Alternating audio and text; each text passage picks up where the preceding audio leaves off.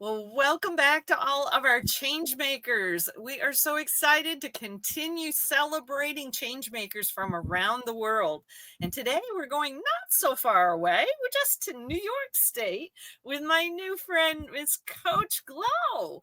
Tell everybody about who you are, what you do, and what makes you so amazing.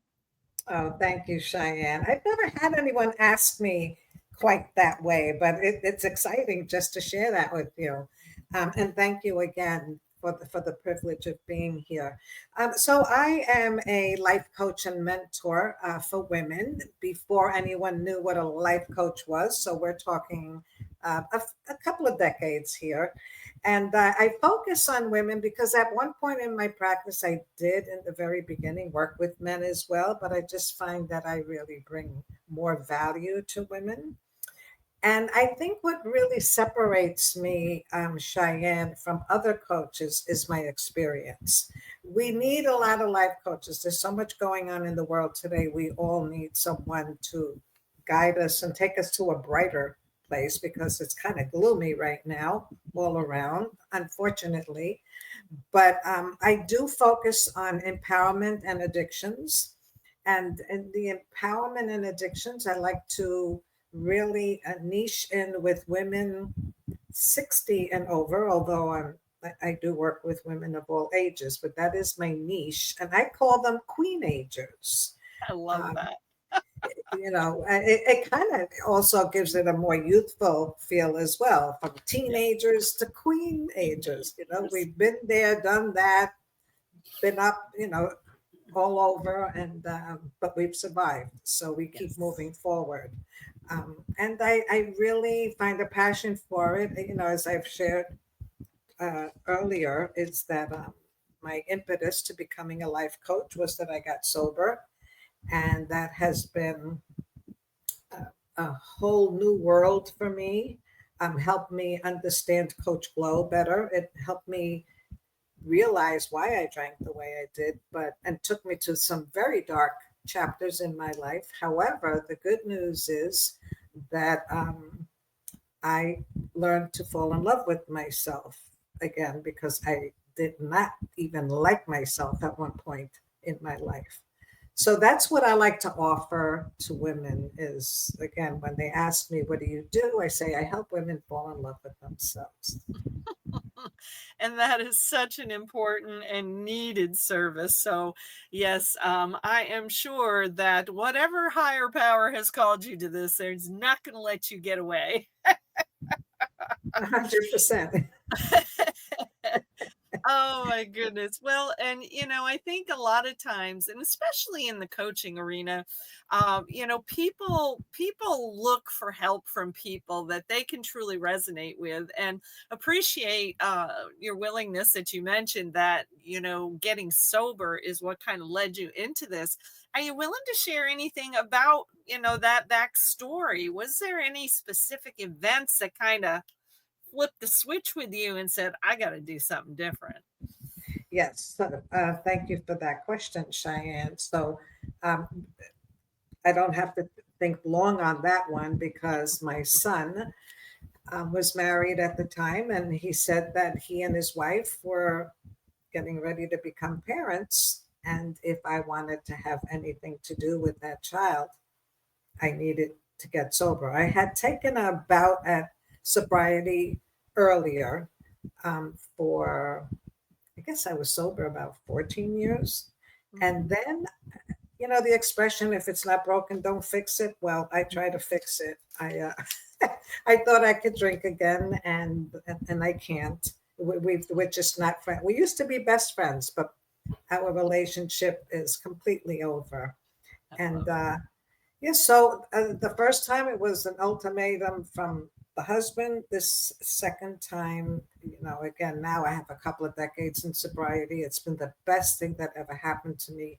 And, as I share with many, Cheyenne, loving yourself is the key ingredient to anything and everything that's going on in your life. It doesn't matter male, female, gay, straight, Christian, atheist, black, white. It just doesn't matter how you feel about yourself is Mm. everything, and I follow that up with that the first thing always is that thought. Everything begins with a thought. So if I'm not feeling good about myself, guess what? That kind of trickles down into how I feel overall. And right Mhm. now I'm on fire. There's just no stopping this woman. Not at all. And On that that horse and I'm just riding through and keep going on to the next chapter. I love it. I love it. That is such a great visual. So yes, you just keep on moving. And yeah, I mean, when you told me, and you don't have to repeat it if you want to, but when you told me your age, I almost didn't believe you. I mean, I'm Oh, sorry, I, but I you don't care. I'm 77 years old, but I identify as a 40-year-old. I love it. Identify as a 40-year-old. Wow. And I love that term queenager. I think that is just perfect. That's a brand. You should show up at networking meetings wearing a crown or something.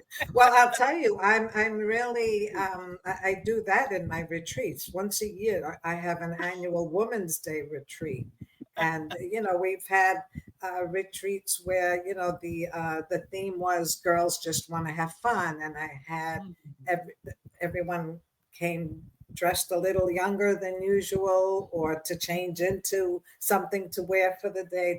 Just we did hula hoops, we were playing jacks, we were dancing, and it's just to keep life inside of you because as we get older and ageism is really a big focus on in my practice as well, Mhm. we forget how much fun it was to do Yes. things. And Yes. as we get older, it becomes for some more challenging Mhm. to think young. Mhm. They're thinking more about, okay, how much longer do I have to live? Oh my gosh. No, and I know because I've been there. I know Yes. that kind of thinking. I'm there right now. I'm not cured. I don't have this thing all together, but I have to remind myself every single day that there's still a lot of things I want to do. When I Mhm. was in those dark chapters, I was stuck and I Mm. was paralyzed and I Mm. was not teachable. I Mm. was numb. But now, there's that song, I was lost, and the line from the song Amazing Grace, I was Yes. lost And and now I'm found. found. And Yes. now that I'm found, watch out.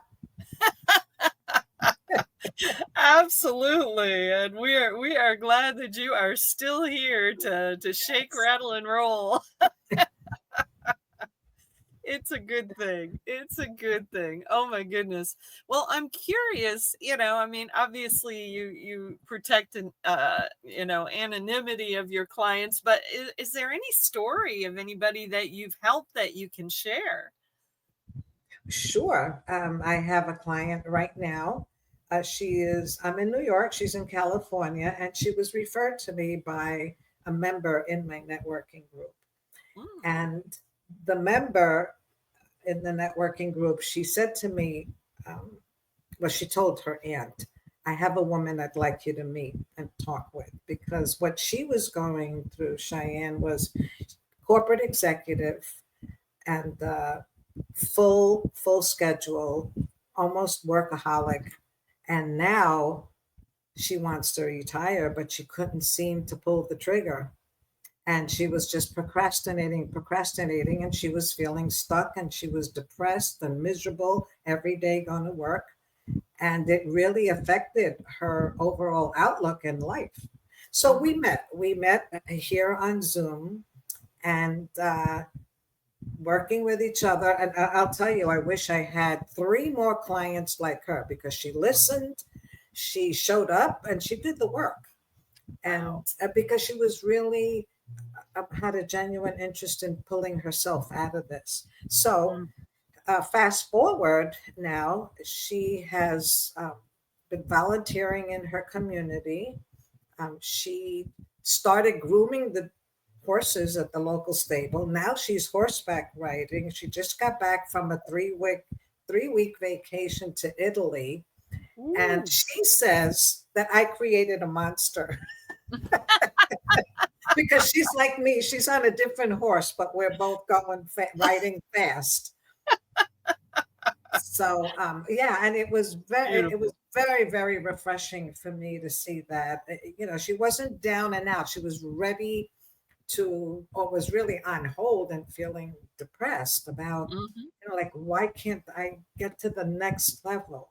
So Mm. she just needed that push. You know, she needed an accountability partner to say, submit the resignation letter. She couldn't even do that. And, you know, Mhm. she was prepared financially in her retirement. She felt like she was going to have no purpose. She was an executive in corporate Yes. America, Mhm. decision maker here, there, boardroom, all sorts of summits and, you know, all these conventions and public speaker.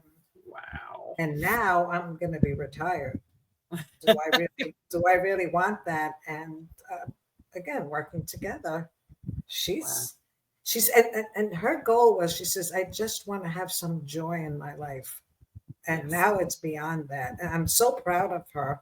I'm just Ooh. so proud of her to see her laughing. And again, she fell in love with herself again Yes. because she Yes. was stuck. So I always say, if you've got stumbling blocks, I've got the building blocks. Mm. Mm. Well, and I can't help but wonder if there's not a place for you to be possibly even visiting some of the online networking groups that are out there of people who are going through the layoff experience. There's a lot of people who are going through layoffs right now. And, that's one of the big dangers. I mean, I worked as a recruiter for a number of years. I've been a career counselor. I've worked in the community college system with a class that I created for people being laid off. And, that is one of the big problems is when you take away those labels that they've identified with, they don't have any clue who they are. You're absolutely right, and that's exactly what it is. It's a title that they have attached to their personality, and it goes beyond that. They attach it to their being. Like, this is Yes. who I am. Now what? Yep. Yep. Where do I go? What do I do? And they really, you know, the word you used earlier is very appropriate. They feel lost. Mhm. Mhm. And Absolutely. what's the use? So, you know, that's when depression kicks in, and that's not pretty. That's not pretty. No, No. absolutely. I agree. Wow. Well, and I'd love for you to talk a little bit more about what you were telling me earlier, because given that you've come through quite a journey of addiction yourself, I think that just makes perfect sense that you are, that is kind of a key piece of a lot of the work you're doing is helping people to overcome addictions. So, would you tell people a little bit more? I mean, like you said, yeah, there's more than just alcohol and drug Yeah. addiction out there. So, Sure. please share on that. Yeah. So, you know, of course, when you hear the word addiction, you think alcoholism or substance abuse. But as I've shared with you and others, I have an addiction that I'm working on very diligently. I'm not very successful at it right now, but I keep going at it. And that's this. I Mm. have to remember that every time I receive uh, a notification that I have a text or an email, I don't have to answer it right away, but I recognize it and know that it is addiction. Mhm. Um, excuse me. There's addiction to gambling, to food. I see so many women struggle with, you know, eating disorders and gambling. Mm. Sex is another one. Okay, Mm. shopping is Yep. horrific. I am a recovering shopaholic as well. So part of those dark chapters of my life, it included a lot of shopping that came came to bite me in the butt, and I had to crawl out of that hole successfully, but it took me a while, you know. And Mhm. then you have the other types of addictions, which are being being addicted to only attracting narcissists, addicted to codependency. There are Mm. so many women, and I don't even like admitting this, but it's true. So many women that I've worked with, Cheyenne, that are addicted to being a victim. And Mm. that's where the Mm. whole empowerment comes in lifting them. And, I say, are you victim or are you victorious? You can get to the other side. You Yes. can. It's just that they're conditioned to say, I can't. I Mm-hmm. can't.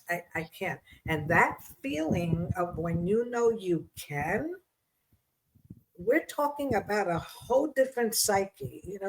It affects the body. That I always say, chin up, shoulders back. When you start, when you talk about yourself, it's not conceited. It's not being a show off, but it's a hell of a lot better than feeling like you're having another foot in your back or being squashed down or that being told you're no good. And Mm-hmm. there's just too much of that going around. And again, that it leads to so many other negative, destructive, dangerous behaviors. Yes. Yes. Absolutely. Oh my goodness. Wow. Addicted to being a victim. I think we have an epidemic of that going on the planet. 100%, 100%. Oh, And one of the most challenging things for me, Cheyenne, is when I have a what I call a discovery session, which is the 30-minute meeting to see if we're really a match for one another, or if in fact, do you need a life coach or do you need a therapist? Because mm, there are things that are just not in my wheelhouse, and I'm not just going to take on a client to get paid. That's just not my style. mm-mm. I have an impeccable reputation for my integrity, my honesty, my truth, and I will not let money tarnish that. It doesn't help my client either. But Mm-mm. sometimes you don't need a life coach. You really do need someone, a professional, a therapist, to help you through what started in childhood because and they have a lot of those childhood issues that they've been carrying around with them for decades. In Yes. in life coaching, at least the way I practice with my clients, we will refer to your childhood. So what I say is in therapy, you talk about your childhood, you talk about your childhood, you talk about your childhood, and maybe that's what you need to do to help you get to the next level. In life coaching, at least with me, is yes, we will refer to your childhood, but come on, honey, you're going to get a kick in the butt because we got to change. It's change or die. You can't be stuck here for the rest of your life Yes. because Yes. what good is that doing for you? And again, that only feeds into you feeling as a victim. So okay, Mm, so your parents did, your father said you didn't have a father. I had some serious fatherhood issues, and mm. when I was drinking, I was looking for love in all the wrong places because I didn't have my father around, and I was still looking to fill that void. Mm. You Wow. know, the most the most let me find the right word here. One of the things that really is crushing to me is when I meet with a woman and she says, I can't change. Mm. This is the way I've always been.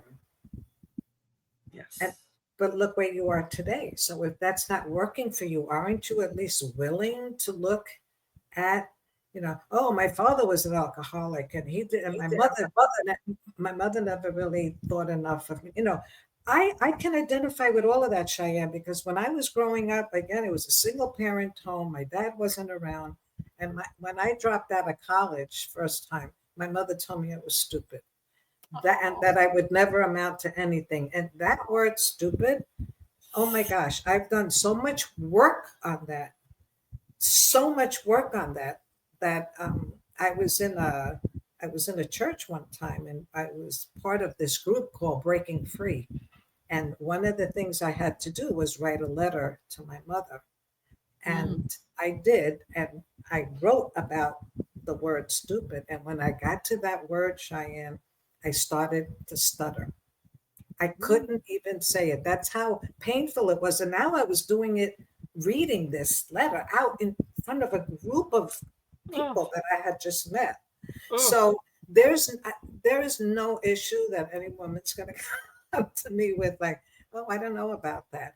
I've, I don't want to say I've been through all of it, but I've been through most of it. At my age, I think, yeah, I've yes. been there, done that, hated it, and let's move on, There you go. and make it better. Does that make Hmm. sense? Does that make Oh, sense? totally, totally. Yes. Sometimes I You get too passionate and I get into it and That's okay. That's okay. You are a wisdom keeper, and I absolutely love that.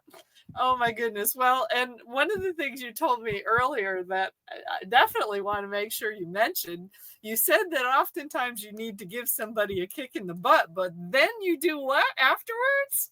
I I follow up with a nurturing hug. Because you're a I'm a hugaholic. hugaholic. Yes. I love that word. That's good. I never heard that before. Oh my goodness. No, I'm delighted. You're sharing such great wisdom here. So thank you, Glo. Well, so I have to ask this, but I think I already know what your answer is because, I always ask people, do you have a big vision for the future? And you're kind of like me. You're always saying, okay, God, what's next? So maybe you don't know what that looks like yet. I mean, do you have any ideas? I've got plenty of ideas. I just don't know if he's ready for it or wants to hear it or I'm prepared for it. Um, yeah, and I've thought of doing so many different things, Cheyenne. I mean, sometimes I think my brain says, stop, enough already. You're on overload. And I go through this sometimes at night when I have difficulty falling asleep because I can't shut my brain down. It just Mm, keeps going and going and going. And I have to say to myself sometimes, enough. The day is over. The day is over. Tomorrow is a new day. Um, mhm. but I think in my dream of dreams, I would love to have a recovery house or a halfway home for women who are looking to start their lives over. I volunteer at a local place. It's called Unshattered. It's for women who are overcoming alcoholism, substance abuse, and prostitution. Mm. Wow. And of course, the things that take you there, you don't think, you don't really think much of yourself. Yeah. My job is to help you fall in love with yourself. So my vision is to have a house full of women like that. Not that I'm going to do all of that for every single woman in the house, but maybe 10 women that live there at a time, because I see that it works. Mhm. And it's something I would like to leave that here as part of my legacy, that Yes. Yes. there is hope, and hope stands for hold on, pain ends. Ooh, So that's that's, nice. Hold on, even pain call it the Hope House. wow, and see, now I don't think I told you the name of the nonprofit my husband is director of. It's called the Hope Institute. Oh my God. So I guess we were supposed to meet one way or the other. It was gonna happen. It was going to happen. Oh my God, hold on, pain ends. I love that. The acronym that the founder of Hope Institute created was honesty, openness, pure love, and essence. Mm, That's what his that's coaching beautiful. program is about. So, yeah. That is beautiful. Thank you for sharing that with me. Yes, yes. Oh my goodness. Well, who knows? Because, that's one of the reasons why we've been on the road for over 6 years is we've been looking for people and places where there might be an opportunity to partner with somebody to create something like what you just described, because that's our deal is we want to house some people, heal some people, and teach them that I promise them that the creator gave them some kind of skills and talents that they could use to create their own income. Mhm. That self-sustainability and that creation process, our brains are much happier when we're creating. That's probably why you Absolutely. get so many ideas all the time now. Well, I believe everything begins with a thought. Yes, it That's does. where it starts. So, Mhm. what am I creating? I have to be careful with that thought. That thought then becomes a word that I give it. And once I've given it a word, it's the behavior that follows. So, it's thoughts, words, action. Yes, But what are you yes. thinking about? When you're thinking negative, that's it's not productive. It doesn't take you any place. If anything, it's a Debbie Downer.